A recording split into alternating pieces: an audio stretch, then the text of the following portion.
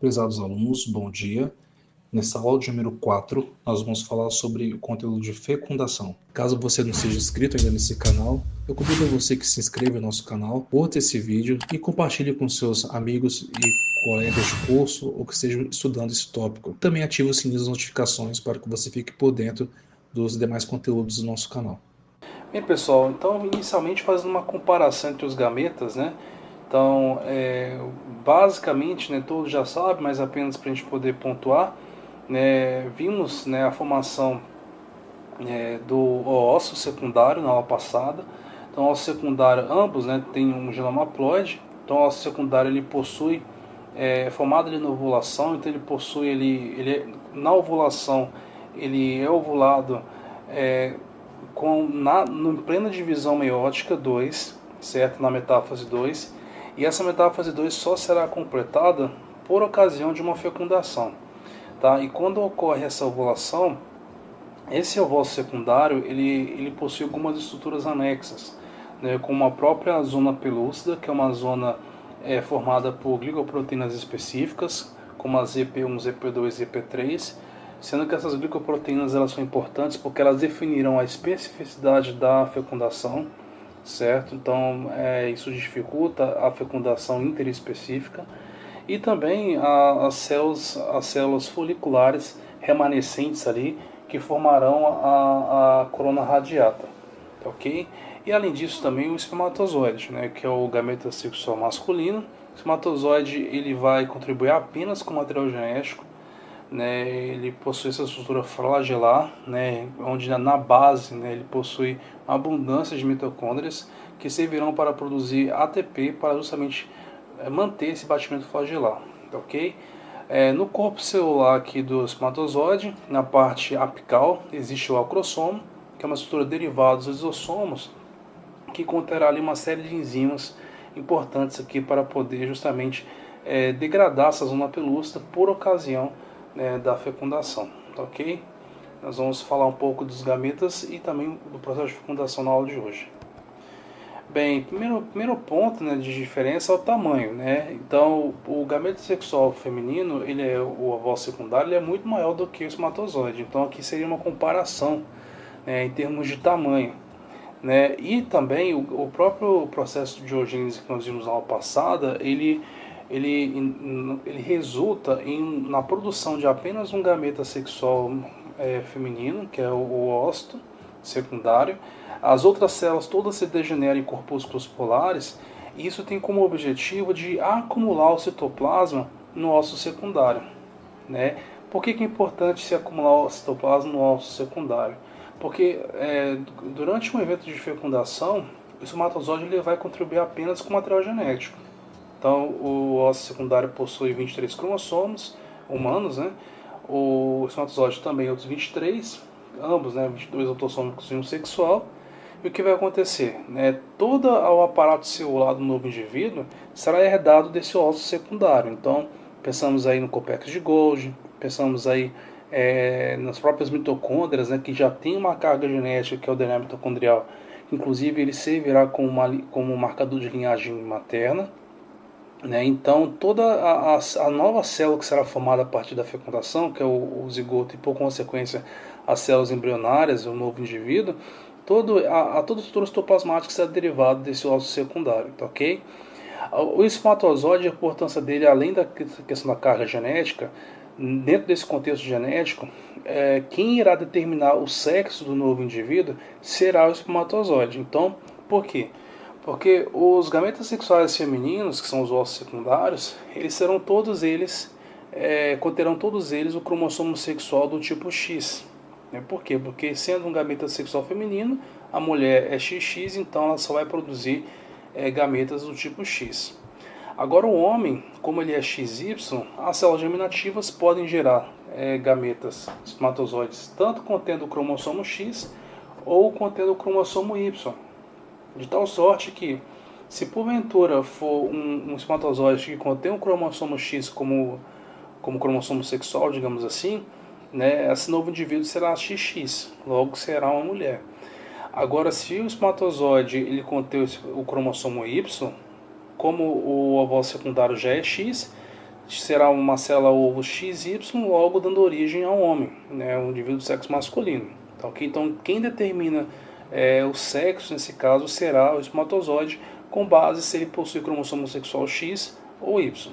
Tá, ok? E também isso é importante porque os genes do cromossomo Y eles têm uma importância fundamental no desenvolvimento da genitália masculina, lá na organogênese. Tá, ok? Bem, outras diferenças também no tocante à motilidade. Então, obviamente, o gamete sexual feminino ele é imóvel, né? Ele fica ali, né, aguardando, né, a fecundação. Ele se desloca bem lentamente, né? Ele demora dias para chegar até o corpo do útero, a partir do momento que ele sai ali dos ovários, através de batimentos ciliares ali da própria tuba uterina, né? Então ele não tem motilidade por si. Ele será encontrado, nesse caso, pelos espermatozoides, que são móveis graças aos flagelos. Ok? E como eu disse anteriormente, né, no processo de oogênese ou ovogênese, uma ovogônia dará origem a um ovócito secundário. Tá? Então, essa dedicação em produzir apenas um gameta, né, tem como objetivo o quê? Concentrar citoplasma, material citoplasmático nesse ovócito secundário. Então, apenas um. Enquanto que na espermatogênese, uma espermatogônia 2N produzirá 4 espermatozoides N. Bem, no tocante à estrutura do espermatozoide. Então, o espermatozoide, basicamente, como todos já sabem, ele possui como estrutura a cabeça, o pescoço e a cauda. Tá? A cabeça possui duas estruturas importantes, que é o núcleo, onde estão presentes ali os cromossomos, né, os 22 autossômicos e o cromossomo sexual, X, se esse espermatozoide der origem a uma mulher, Y se der origem a um homem, o acrossomo, que possui uma série de enzimas importantes para justamente clivar ali a corona radiata e a zona pelúcida, tá, ok? Bem como receptores aqui na parte acrossômica que reconhecerão glicoproteínas específicas ali na zona pelúcida, né, e ali, né, fazendo o reconhecimento ali daquele ovócito, né, de tal forma que espermatozoides de espécies diferentes, né, não fecundarão ovócitos de outras espécies, né? Então tem que ter uma compatibilidade ali em termos de glicosilação ali entre esses receptores dos espermatozoides e da zona pelúcida, tá, ok? Além disso, a cauda também, que tem uma estrutura com base em microtúbulos, uma estrutura que tem um batimento flagelar, que vai garantir assim a motilidade do espermatozoide. Bem, estrutura do ósseo secundário. Então, o ósseo secundário ele é liberado na ovulação no estágio de metáfase 2, ou seja, ele está para completar a meiose 2, já é uma célula haploide, porém estacionada na metáfase 2. E ele só vai completar a metáfase 2 quando ele sofreu o processo de fecundação. Tá, ok? Ele possui grande quantidade de citoplasma, por aqueles motivos que eu já mencionei para vocês, em especial as organelas necessárias para as primeiras clivagens, as primeiras divisões celulares. Então essa célula tem que ter um suprimento em termos de organela que dê uma competência celular para essa célula depois se proliferar após uma fecundação. A presença da zona pelúcida, que ajuda também a evitar com que ocorra uma implantação precoce, né, ao longo da tuba uterina, e também ajuda a selecionar espermatozoides da mesma espécie, devido aos padrões de glicosilação espécies específicos. Okay? Além das células da corona radiata, que também auxiliam nesse processo de evitar uma implantação precoce. Okay? Tanto é que a corona radiata ela vai se desfazer apenas quando, né, o zigoto, eventualmente ocorrendo a fecundação, né, ela só vai se desfazer quando esse zigoto, na verdade já blastocisto, né, estiver ali no corpo do útero. Tá, ok? A viabilidade, né, do ósseo secundário varia de 12 a 72 horas após a ovulação, ok? Por isso que tem até uma janela de segurança para se contabilizar os possíveis dias férteis, né, no ciclo da mulher. Bem, com base na estrutura do ósseo secundário, né, então como eu falei com vocês, então aqui basicamente o ósseo secundário propriamente dito, então formado por uma membrana plasmática, citoplasma e o núcleo, né, o núcleo haploide, né, 22 X. X cromossomo sexual feminino. Aqui nós temos a região da zona pelúcida, uma região formada por glicoproteínas, basicamente 3 glicoproteínas, a ZP1, a ZP2 e a ZP3, a gente vai falar um pouco mais delas mais adiante. E aqui a corona radiata, uma coroa de células menores, células de origem folicular, células foliculares, que auxiliarão aí nesse processo de proteção desse ovócito secundário e também de impedir com que ele se implante, digamos assim, ou que ele se fixe ao longo da tuba uterina ou se fixe precocemente no útero, tá ok? O espermatozoide atravessa, por ocasião da fecundação, ele vai atravessar a corona radiata, ele vai liberar as enzimas, né, no seu acrosoma, entre elas a hialuronidase, que irão dissolver essa zona pelúcida, de forma que ele irá colocar o seu pronúcleo dentro desse ovócito secundário, e ali nós teremos ali a fusão dos dois pronúcleos, né, o pronúcleo do espermatozoide com o do ovócito secundário, e ali a recuperação, né, do genoma diploide, a inauguração da nova célula do novo indivíduo. Bem, zona pelúcida, padrões de glicosilação, espécies específicos. Então, por que um espermatozoide de um cachorro, por exemplo, não fecunda um ósseo secundário de um porco, por exemplo? Por que um espermatozoide de um homem não fecunda um ósseo secundário de um macaco, por exemplo? Isso é impossível do ponto de vista biológico. Por quê? Porque os padrões de glicosilação das proteínas de membrana, na membrana do acrosoma, bem como das glicoproteínas que formam a zona pelúcida, que são a proteína ZP1, ZP2 e ZP3, esses padrões eles devem ser iguais e compatíveis, certo? De forma que em espécies diferentes, esses padrões são diferentes também. Então, não havendo esse reconhecimento desses padrões, não ocorrerá, né, a fecundação, tá ok? Ela pode ocorrer em espécies que são próximas, né, como por exemplo cavalo e mula, por exemplo, né, ou algumas espécies de pássaros, né.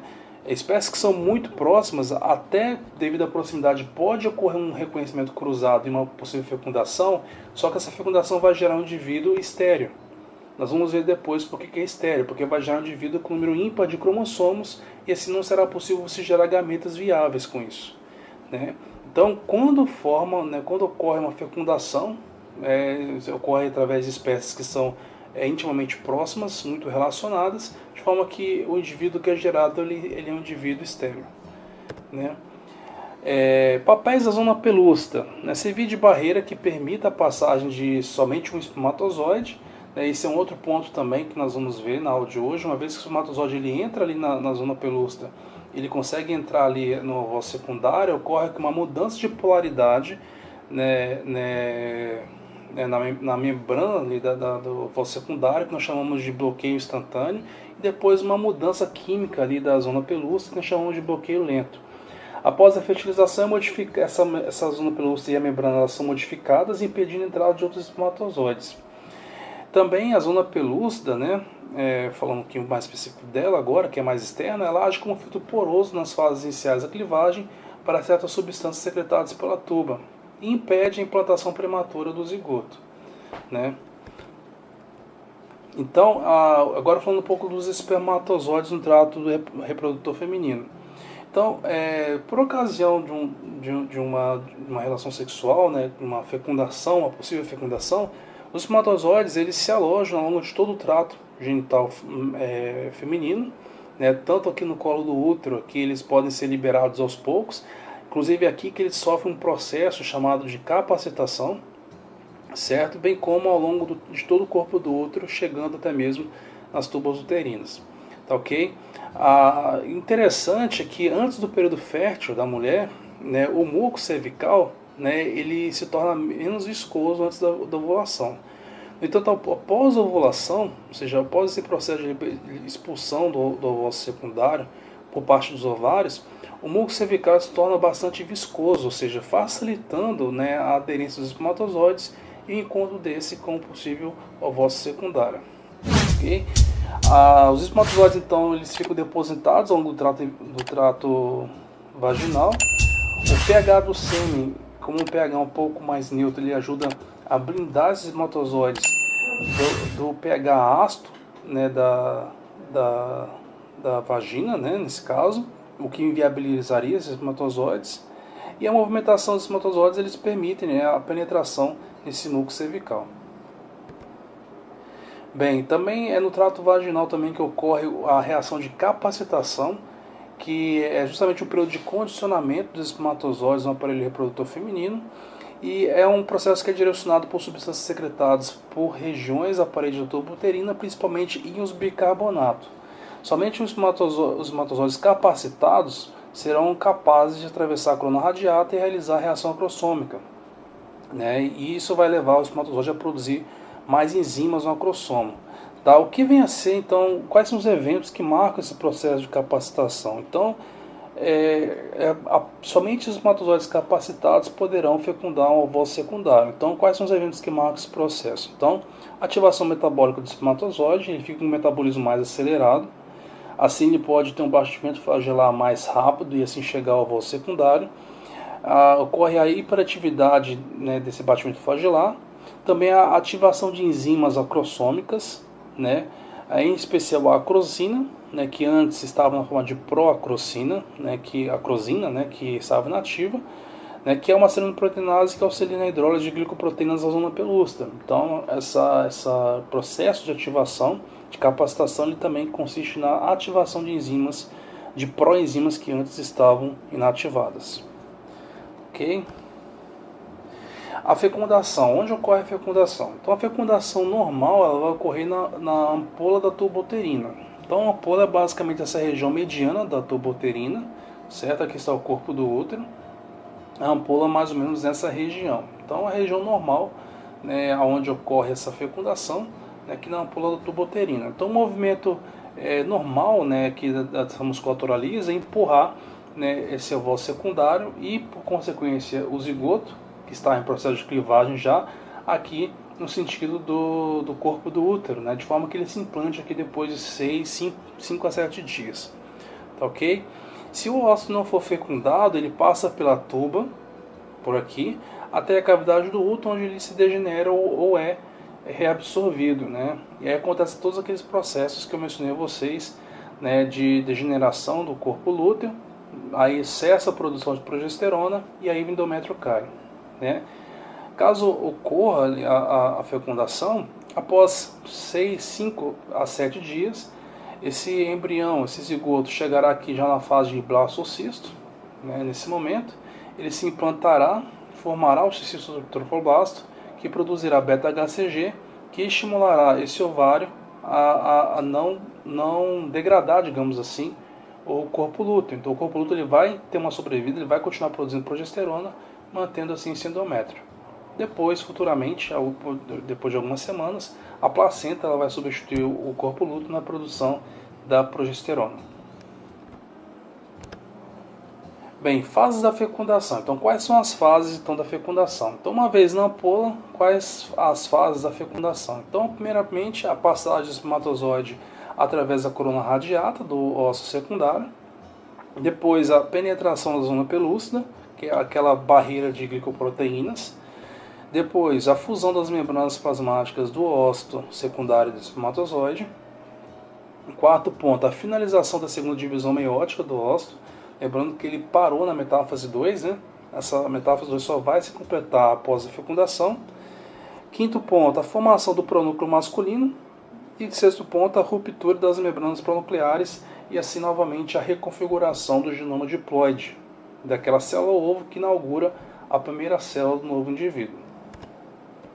Então, vendo rapidamente cada um desses pontos. Então, o primeiro ponto, né, a passagem dos espermatozoides através da corona radiata. Então, corona radiata, essa coroa de células foliculares, né, que irá estar externa aqui, essa zona pelúcida. A zona pelúcida é uma camada de glicoproteínas, né, basicamente são 3 glicoproteínas aqui, a ZP1, ZP2 e ZP3, sendo que a ZP3 ela vai definir a especificidade, né, em termos de espécie, dessa fecundação. Então, o espermatozoide de um ser de outra espécie, ele não pode fecundar, por exemplo, de uma espécie A não pode fecundar um ovócito de uma espécie B, né? Então, essa ideia de que um cruzamento de um porco com um cavalo não vai resultar em um indivíduo nem em fecundação. Por quê? Porque o espermatozoide possui um padrão de glicosilação na membrana do seu acrossomo, enquanto que o padrão de glicosilação da zona pelúcida é totalmente diferente,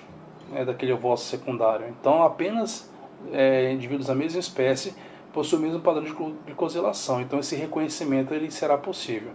Espécies mais próximas podem até ter um padrão de glicosilação também que mimetize e seja próximo, possibilitando assim uma fecundação, só que não vai gerar indivíduo viável, porque esse indivíduo, né, resultante terá um número ímpar de cromossomos, né? Perdão. Gerando assim um indivíduo que não gerará gametas, né?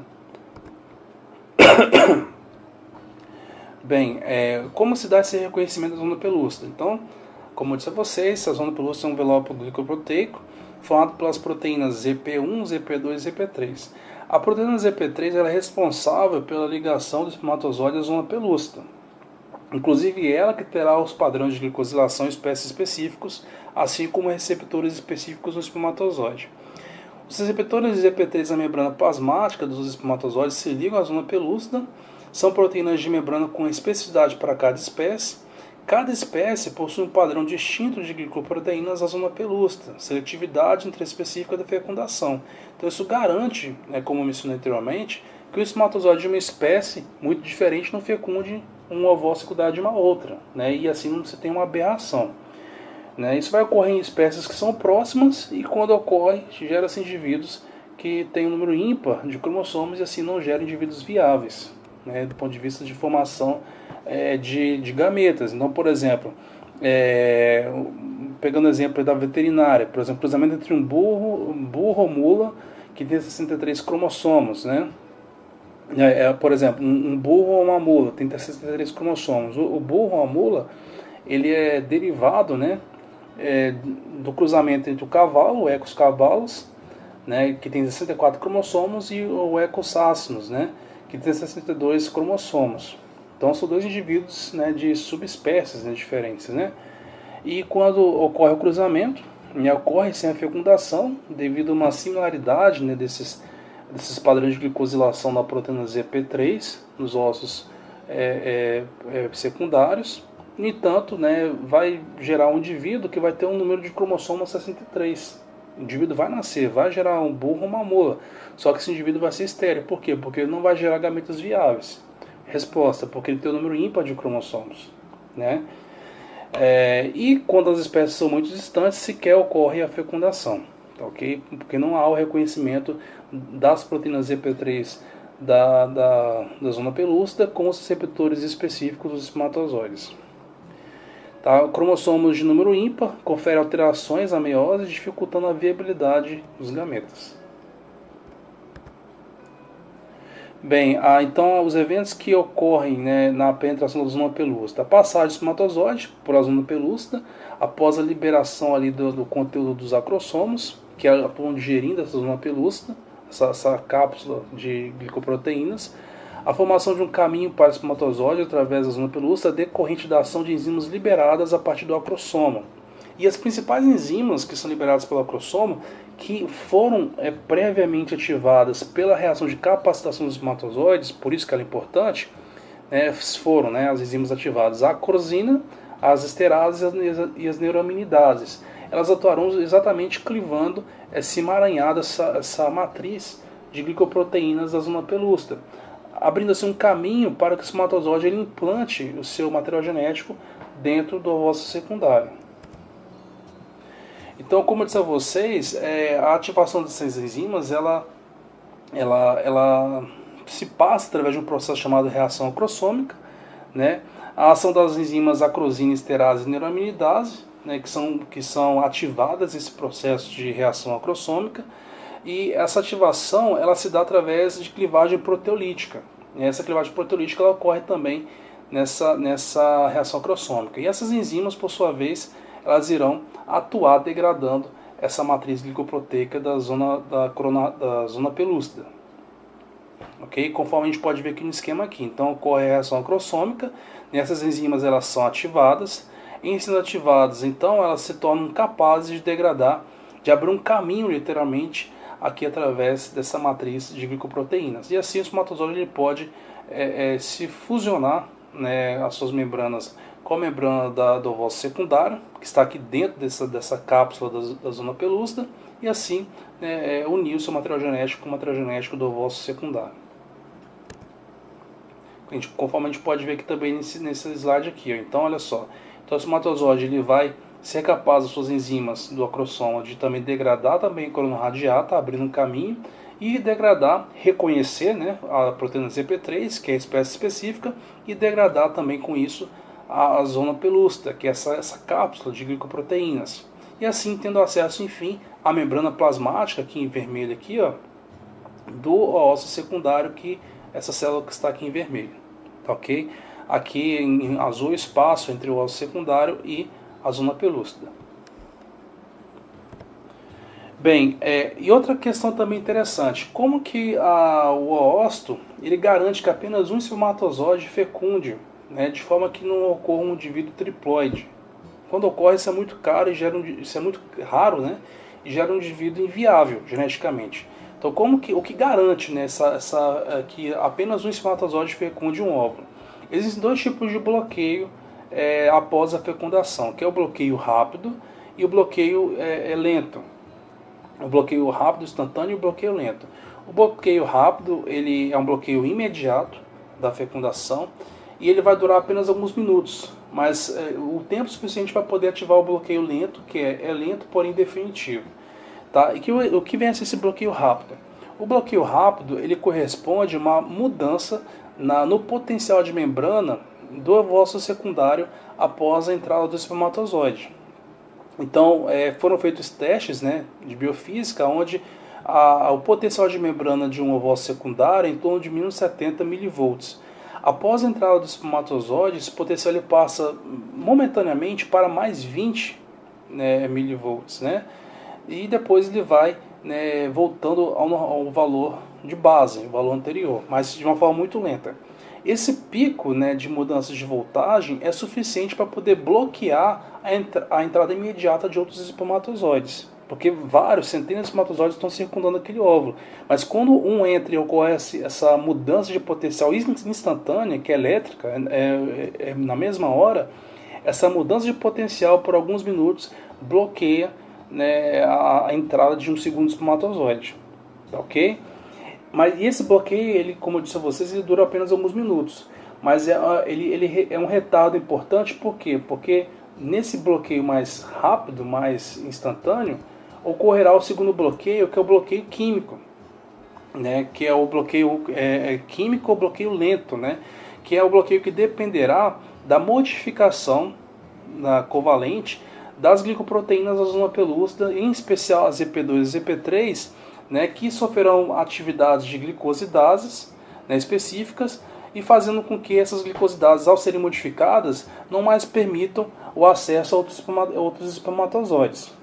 Então, como é que essas glicosidases elas atuam logo após então, a entrada do espermatozoide? Então, tão logo ocorrer o bloqueio rápido, vai ocorrer a despolarização dessa membrana, a membrana do óvulo secundário.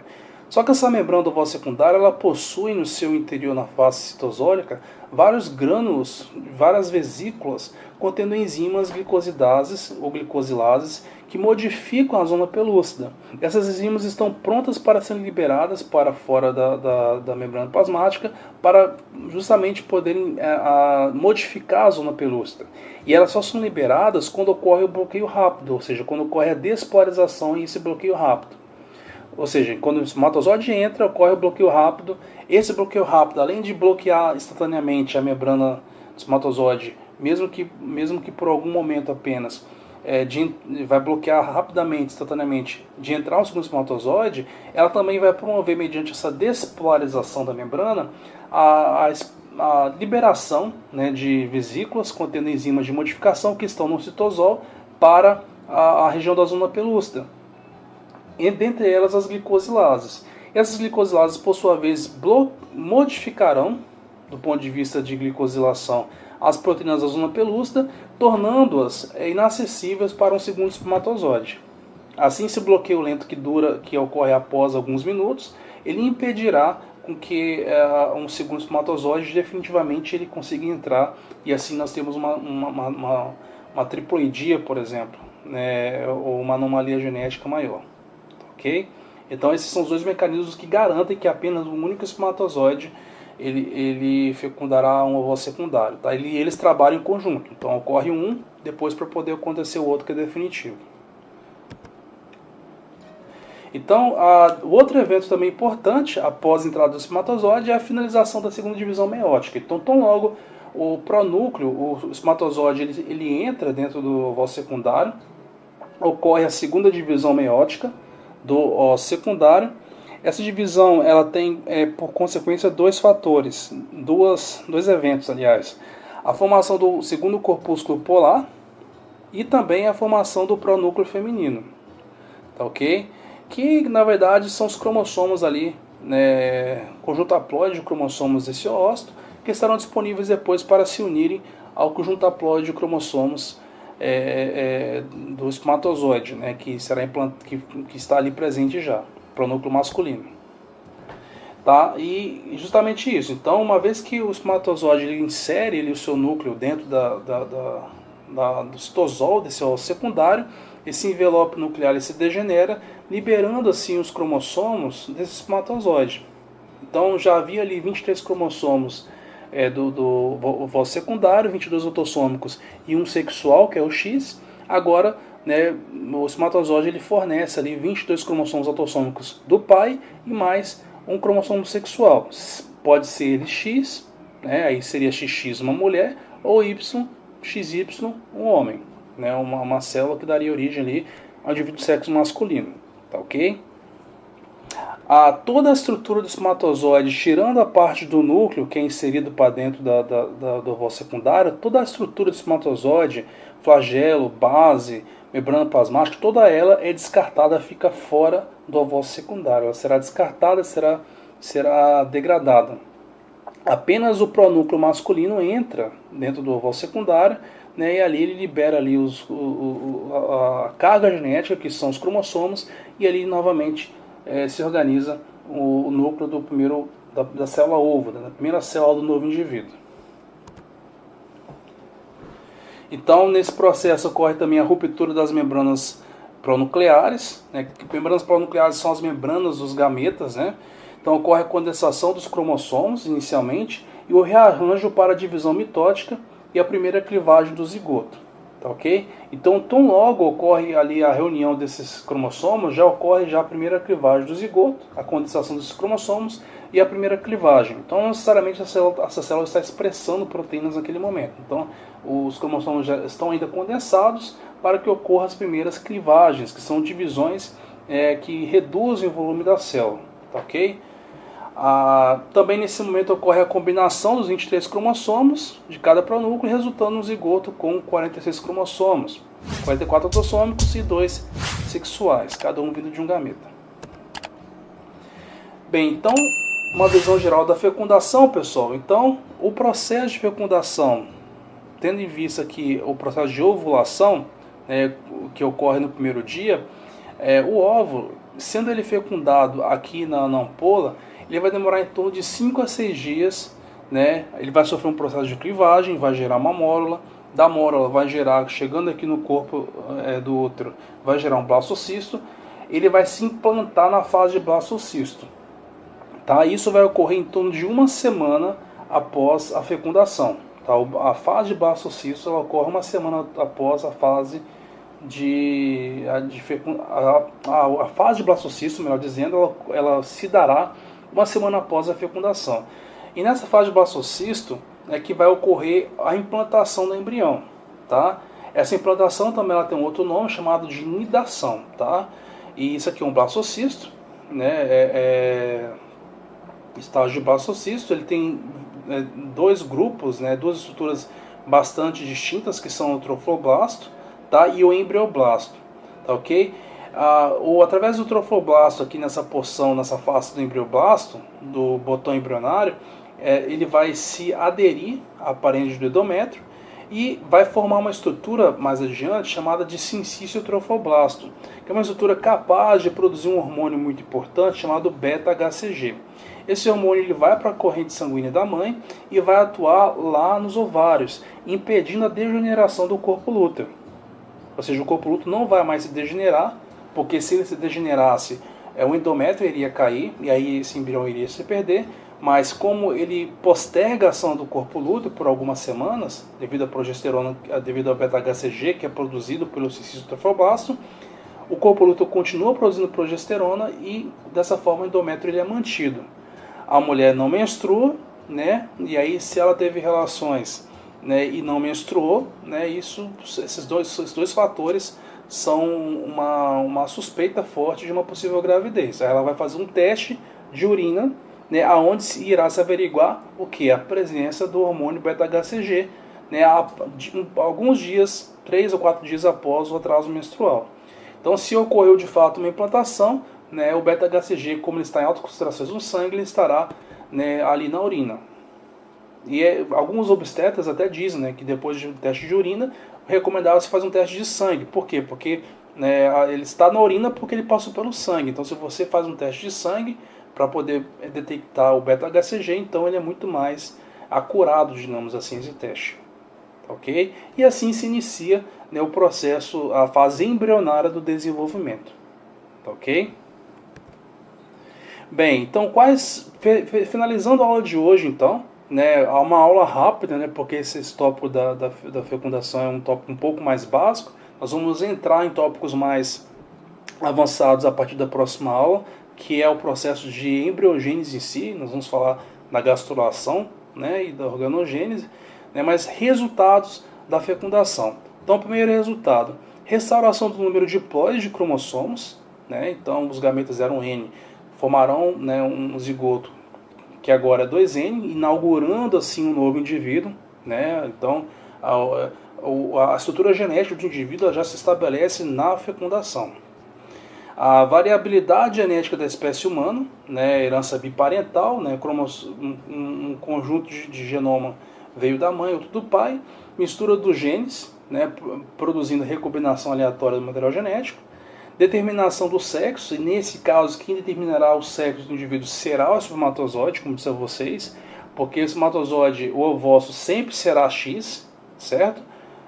22 mais X, porém o espermatozoide ele pode ser 22 mais X, se for para uma mulher, e 22 mais Y se for um homem. Então, quem sempre determinará o sexo será o espermatozoide, será a carga genética do espermatozoide, ok? A causa também é a ativação metabólica do ósseo, que inicia a clivagem do zigoto, né, processo importante também que nós veremos na próxima aula, e o zigoto se divide muitas vezes e progressivamente, transformando-se em um ser humano multicelular por meio da divisão celular, migração, crescimento e diferenciação. É todo o processo de organogênese que nós veremos agora no período embrionário. O período fetal é um período mais de crescimento e maturação. Tá ok? O período mais crítico do desenvolvimento, de fato, é o período embrionário, que são as 8 primeiras semanas, né, calculando o período de gestação, conta-se, né, a partir do primeiro dia da última menstruação, do último ciclo menstrual da gestante. Tá ok? Bem, pessoal, então com isso a gente vai encerrar essa aula rápida, né, sobre fecundação, e continuaremos na próxima aula iniciando, né, de fato, as nossas discussões sobre o período embrionário do desenvolvimento.